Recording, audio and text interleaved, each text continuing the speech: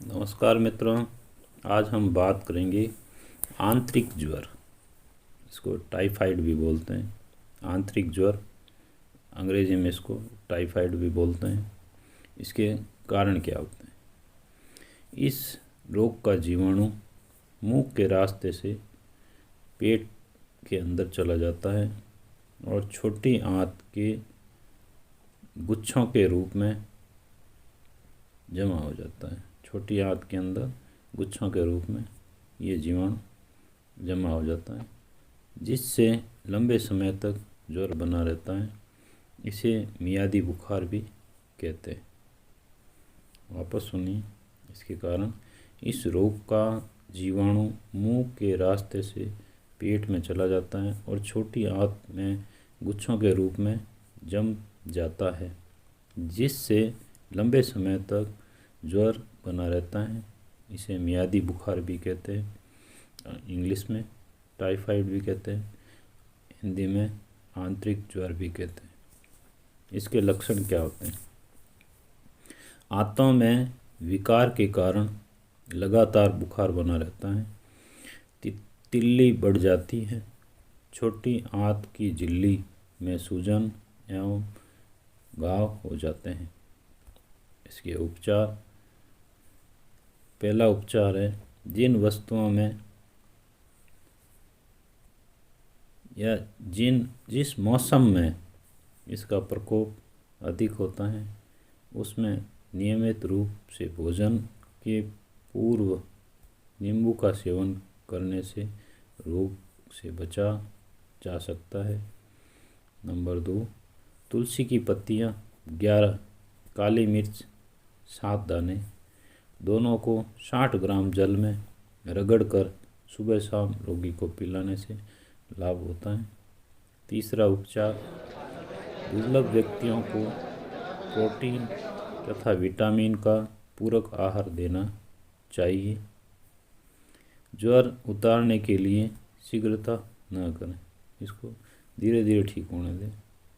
जल्दी heavy dose किसी भारी दवाई का सेवन न करते हुए धीरे धीरे इस बुखार को उतरने देना चाहिए। जल्दबाजी ठीक नहीं रहती है इसमें। चौथा है, 1-2 बार उबाला हुआ पक्का जल रात्रि में पीने से कफ, वात और अजीर्ण नष्ट होते हैं। यानी 1-2 बार उबाला हुआ पक्का जल, 1-2 उबाल भगोने में पानी डाल के 1-2 बार उबाल लेके और उस जल को हम पका हुआ जल कहते हैं, रात्रि में पीने से कफ, वात और अजीर्ण नष्ट होते हैं। 5वां उपचार इसमें यह है, रोगी के लिए संतरे का सेवन अत्यंत ही लाभकारी होता है। 6वां उपाय इसका यह है, प्यास तथा दाह अधिक होने पर मौसमी का रस पीने के लिए दिन में 1-2 बार देना चाहिए, जिसके कारण भी ये रोग ठीक होता है। रोगी के लिए दूध सर्वोत्तम आहार है। यदि दूध न पच पाए तो फटे दूध का पानी देना चाहिए। रोगी को समय समय पर उबाल कर ठंडा किया हुआ जल ग्लूकोज में देना चाहिए। इसके कारण भी रोगी को फ़ायदा मिलता है। इसका दूसरे विकल्प क्या है, आइए इसके बारे में हम चर्चा करते हैं। पहला विकल्प है, नियमित रूप से प्रातःकाल गुनगुने पानी में कपड़ा भिगोकर रोगी का सारा शरीर धीरे धीरे पोंछकर साफ करना चाहिए, अथवा मुलायम कपड़े से हल्के से रगड़ते हुए सफाई करनी चाहिए। दूसरा विकल्प क्या है, रोग के अंत में दुर्बलता की और विशेष ध्यान रखना चाहिए। रोग के अंत में दुर्बलता की और विशेष ध्यान रखना चाहिए। रोगी के शरीर में कमजोरी आती है, उसके प्रति विशेष ध्यान रखना चाहिए। जो पौष्टिक आहार सरलता से पच सके वही खाने को देना चाहिए। ऐसा खाना जो रोगी के शरीर में पच सके, ऐसा खाना देना चाहिए, उसके कारण भी रोगी को जल्दी फ़ायदा मिल सके। तो इसमें जल्दबाजी नहीं करनी चाहिए। तीसरा जो विकल्प है, जब तक